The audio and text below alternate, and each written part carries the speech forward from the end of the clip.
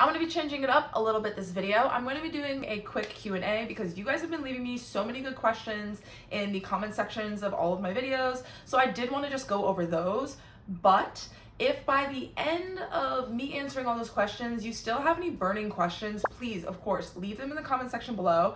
Also, I am going to be talking a little bit about my PA school journey because a lot of you guys have been asking about that and I didn't really talk about it because PA school was hard and traumatizing, mostly just because of how hard it was. So yeah, I don't really talk about it. I mostly just try to focus on my hair. But I will give you a quick update on that because you guys are awesome and keep asking. And I have some super exciting developments that I have been working on for you and your Microlocs. So make sure to stick around in the video because I will be peppering these different resources throughout the video. So please, if you're interested in anything, make sure to let me know in the comments section below. I'm really excited, and knowing which things that you are most interested in helps me bring them to you quicker because that means that I can focus on those resources.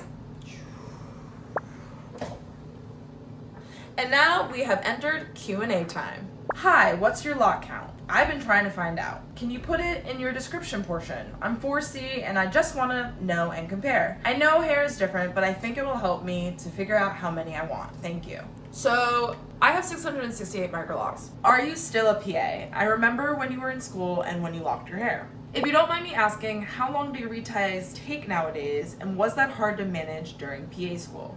One of the things that I love about my community and you is that you guys are so kind and thoughtful and inquisitive, and you ask questions like my friends would ask. I am no longer in PA school, but that is because I graduated.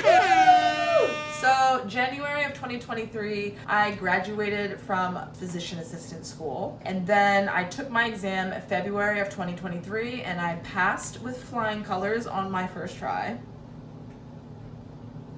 I started working full-time as a physician assistant in July of 2023, and I am going to be picking up a couple days in a per diem and or part-time job because what the heck is happening to the economy? And then the second question was, how did you manage your hair during PA school? I was really worried about this. Right before I started PA school, I actually went to a salon for Sisterlocks and I had one person retighten my hair. She did phenomenally well, but then the next month, which was literally 1 month before I started PA school, I went back and I had a horrible experience.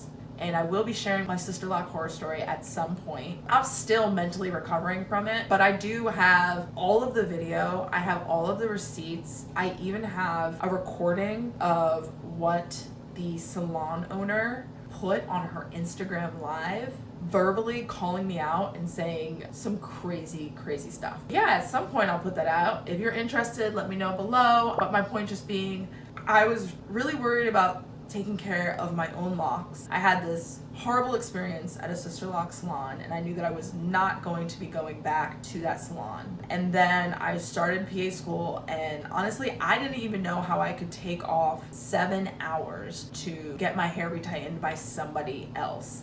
And then when I had that horrible experience, I didn't trust anybody anymore. I really didn't. So I just said, you know what? Screw it. I'm gonna do it myself. Fine. I'll do it myself. So I learned how to self-retighten my hair while studying. I learned so much, and it was actually through that experience, literally just being thrown into the fire and being forced to learn how to take care of my hair myself 100% for those 2.5 years, that gave me so many skills when it came to self-retightening and learning how to fix things, learning how to repair stuff, learning how to reattach stuff. So I was able to maintain my locks 100% during PA school. And I'm mostly just saying this because I want to let you know there are a lot of nurses out there, there's a lot of farm school students like the person who asked this question. There's a lot of people who are doing a lot of things with their life and they're really worried that this hairstyle will not allow them to have any free time. But I personally feel like you can figure out how to self-retighten your hair and still have a life. So it was actually because of that experience and because I've been self-retightening my hair for over 5 years now that I created a course to give you all of the skills and all of the knowledge that I wish I had when I was put in that situation and made that decision to self-retighten my hair going forward. There's a lot of little things that you don't think about. There's a lot of questions that you have when you go into that journey, and you really just want to make sure that you're not messing up your locks forever. And rather than it just be like we'll just see what happens, I made a course that makes you feel confident and secure in your self-retightening journey. Can you do an updated retightening video, please? I would like to see how you prepare your hair on retie day, how long it takes, which rotation you do, and how you do it. Also, tips on how to avoid marrying your locks, as well as how you know if you're doing them right. I've been wanting to start doing my own reties, but I've been so scared about messing them up and how to correct them. So all of the things that you have mentioned are actually answered in my Microlocs self-retightening course. This course will save you money and costly mistakes. I answer questions like, how do I prevent knots? How do I fix knots once they occur? Which tools do I definitely need to buy, and which tools do I definitely not need to waste my money on? What are the 5 interlock rotations? How do I do those rotations? And how do I know which rotation is right for me? How do I chain link my edges? And why do I chain link my edges? And once I've chain linked my edges, how do I take the chain link out? How long does self-retightening take? And is there anything that I can do to make myself faster? I also use a variety of different visual aids for those of you that need different visual aids in order to truly understand and learn something. I myself am neurodivergent, and I personally need to see something, interact with something, and then see everything put all together in order to fully understand what I'm doing. And that's okay. So I created a course that is for someone like me and is for someone like you. I have bunching, and I'm over 2 years into my lock journey. I stopped braiding and banding around my 1 year mark because of unraveling ends. Do you think braiding after washing my hair could undo the bunching? So let's start with what you said about braiding and banding leading to unraveling ends. I'm pretty sure I know why braiding and banding led to unraveling ends for you. It's actually pretty common for that to happen because a lot of the times people don't know how to properly braid and band, and because they've been braiding and banding incorrectly, it leads to them unraveling their ends. I've even seen a trained Sisterlock technician teach people the way that leads to your ends unraveling. So really, it's like the wild, wild west out there. So I understand why this happened and why you subsequently thought that stopping braiding and banding would be a good idea. So if you have significant unraveling, I would say the first thing you want to do is probably go back and fix the unraveling before you start braiding and banding again to fix the bunching. You can fix significant unraveling by taking a simple interlocking needle and interlocking your lock. It's the same method that you would use for closing a hole in your lock, more or less. And I show people how to close holes in their locks in my self-retightening course as well. My next step would be definitely learning how to braid and band correctly. It takes me a while to show people how to do it, and it's also a whole other thing all in itself because there's actually 4 different stages, and there's different things that show you when you should start braiding and banding or change up your braiding and banding method. That is probably what happened, most likely why your ends were unraveling. So that's just a quick little tip. And then I would suggest that you braid and band your hair until your locks look almost fully matured. So what do I mean by that? I mean, most of the original interlock or 2-strand twist pattern is completely gone. Personal opinions.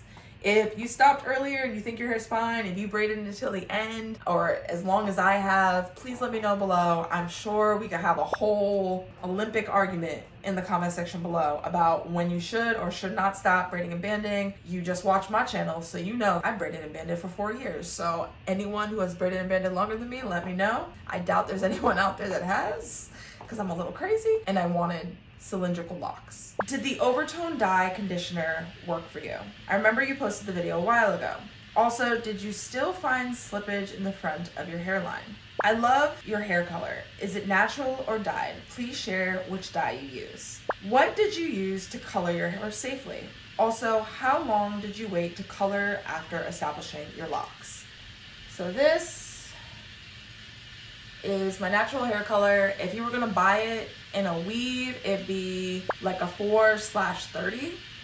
So in regards to the color of my hair, the only color that I've actually ever really put into my hair since I locked my hair has been a red dye. So I've never put dye in my hair that lifts anything from my hair. I've only ever put dye in my hair that adds things to my hair, because I have no interest in pulling things out of my hair, because when you do that, you do risk losing some of your curl pattern in the process, breakage. I already have very thin individual strands of hair and I don't like putting chemicals in my hair. So what I use is the equivalent of like a rinse or a semi-permanent dye. So I've tried Overtone's hair coloring conditioner. I wouldn't really recommend it. One, it doesn't last long. Two, it put like a coat in my hair that I didn't really like. But I will do a full update on the Overtone's coloring conditioner and the last time that I dyed my hair red. So it's interesting, the last time that I dyed my hair red, it actually lasted for a very, very long time. I think that if you are interested in putting any type of rinse in your hair, I would highly recommend the type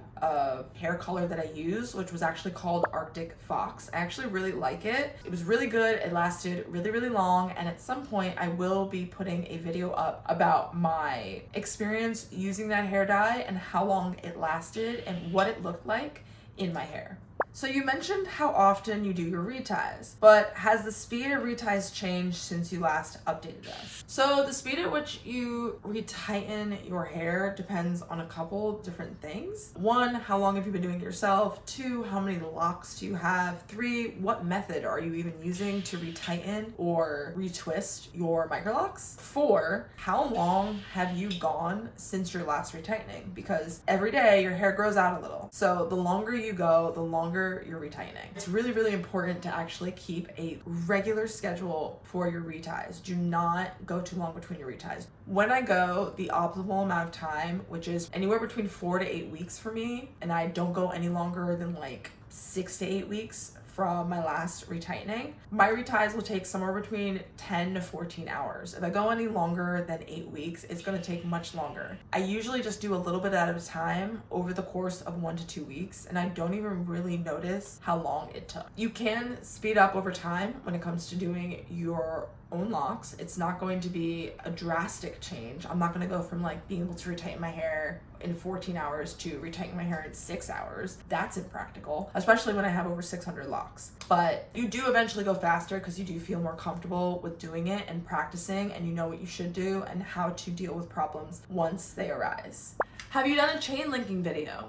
So chain linking is an extremely useful skill to learn, but I realized after trying to show someone how to do it one-on-one that chain linking is more of an advanced skill, and there's a lot of prerequisites that you need to feel comfortable doing chain linking. So I have included chain linking in my self-retightening course. The reason why I did that is because when you go to a YouTube video, you can just go to just that part and you can just watch what you want and then you can go about your day. But I think that would actually be detrimental to you and your learning and your hair if you're just going to watch just the chain linking video and you don't have all of the other skills that you need leading up to that point. You need to have a good base and framework for how to self-retighten your hair before you can learn to chain link. And in order to ensure that you do, because I do not want people to learn something like that from me and then have the horrible experience of having accidentally combined their locks permanently and then just have less locks and not know how to fix it. I have made a video on how to chain link your locks, also how to remove that chain link, but that information is in my self-retightening course. If you're asking, are you slowly getting lower and lower in the frame? Yes, I am, and that is because